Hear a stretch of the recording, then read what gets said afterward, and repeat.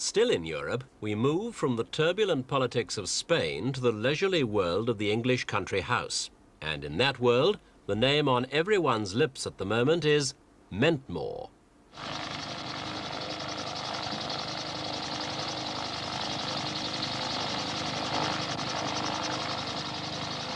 The Mentmore estate is set in nearly 700 acres of the green and rolling countryside known as the Vale of Aylesbury, and at its centre, the house itself, Mentmore Towers.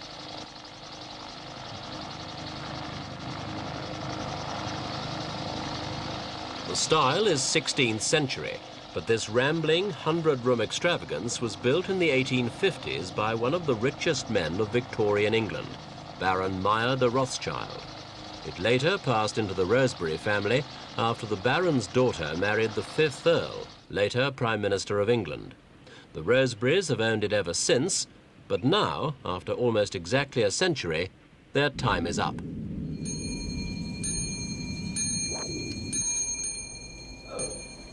The 6th Earl, seen here with his family, died 3 years ago, aged 92.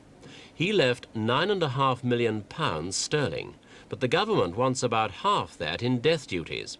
To meet the demand, Mentmore is being sold, lock, stock and barrel.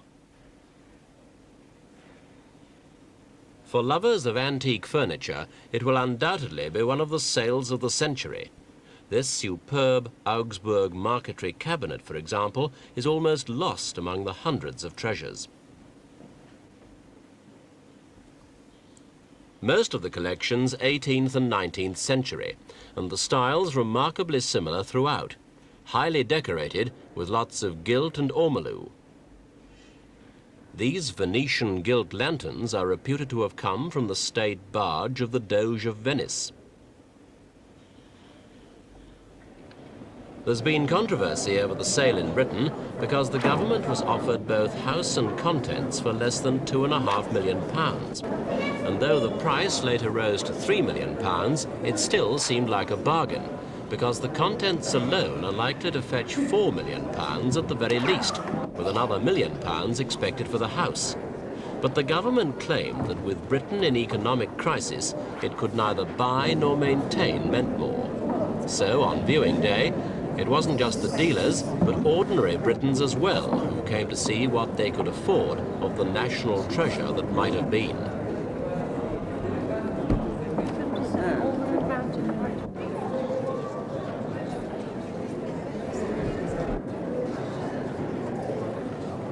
The collection didn't grow to fill the house. Mentmore was actually built to house the collection. But it was more than that.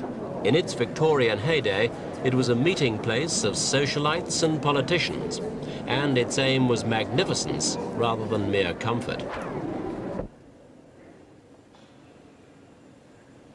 One work the government has accepted in part payment is this rare canvas by the British artist Thomas Gainsborough, the only sporting scene he ever painted. This portrait of Madame de Pompadour, mistress of Louis XV of France, could fetch over £500,000, while this agate bust of Elizabeth I of England should make at least £12,000. The porcelain too is valuable, most of it's from Sèvres in France. This nightlight is valued at £12,000.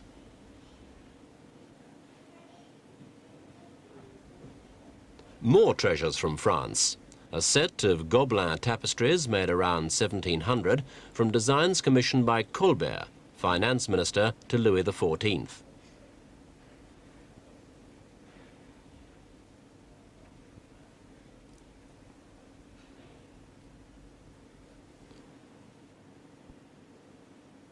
For Belgian art lovers, one of the most desirable objects on display is the fireplace designed by the painter Rubens. The Belgian government has repeatedly tried to buy it for the Rubens Museum in Antwerp, but it's only for sale as part of the house. It's an elaborate piece, but not everything at Mentmore is on such a grand scale.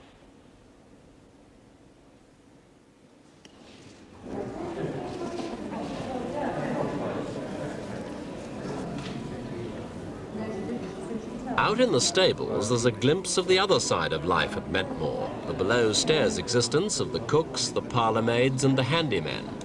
Its vast display of bric-a-brac brings the visitor down to earth after the somewhat improbable splendour of the formal rooms. Basket full of kitchen utensils, and you'll probably get that lot for less than a £5.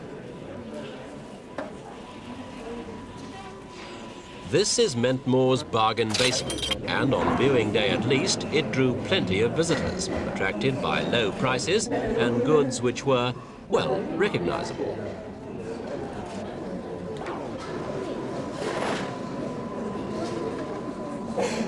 Here and there, a few collector's pieces, and occasionally a real oddity.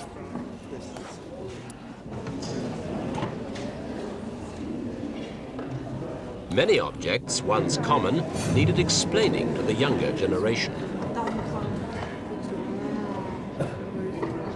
Lady Rosebery, mother of the present Earl, is still living in a part of the house, although she'll be moving soon to a smaller house nearby. We asked her how she felt about the sale. Well, I was very anxious that a certain department should take it over, but if they couldn't do that, there was only one course that we could pursue, and that is to sell the contents of Baron, afterwards sell the house, if possible. And my son, who wants to live in Scotland, where he has most of his commitments, he wouldn't live down here. I don't think that he would be able to get any pleasure in being here. On the day of the sale, Mentmore was the target for dealers and collectors from all over the world.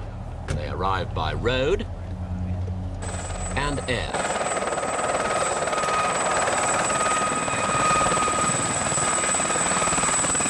Many came with a strictly limited budget. Others arrived with apparently limitless funds and determination to match.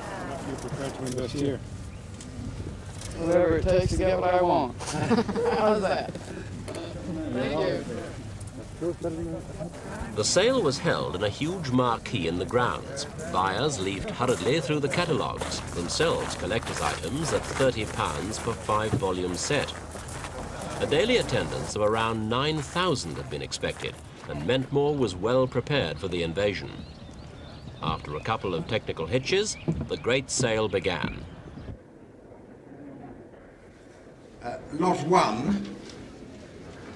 Lot one, I have a bid of £1,000, 1,000. Lot 1, a Louis XV leather trunk, set the pattern, going for more than twice its expected price.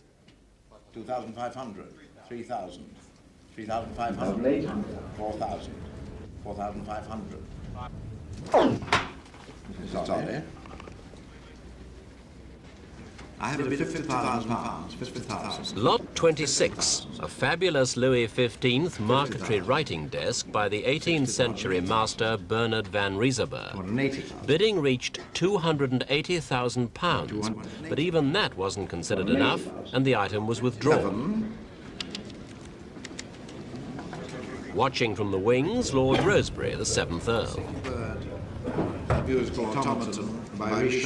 There was better luck with this rare Louis XV singing bird in an enamelled orange tree. It went to an Iranian collector for the highest price of the day. At £90,000 then. You're all done at £90,000.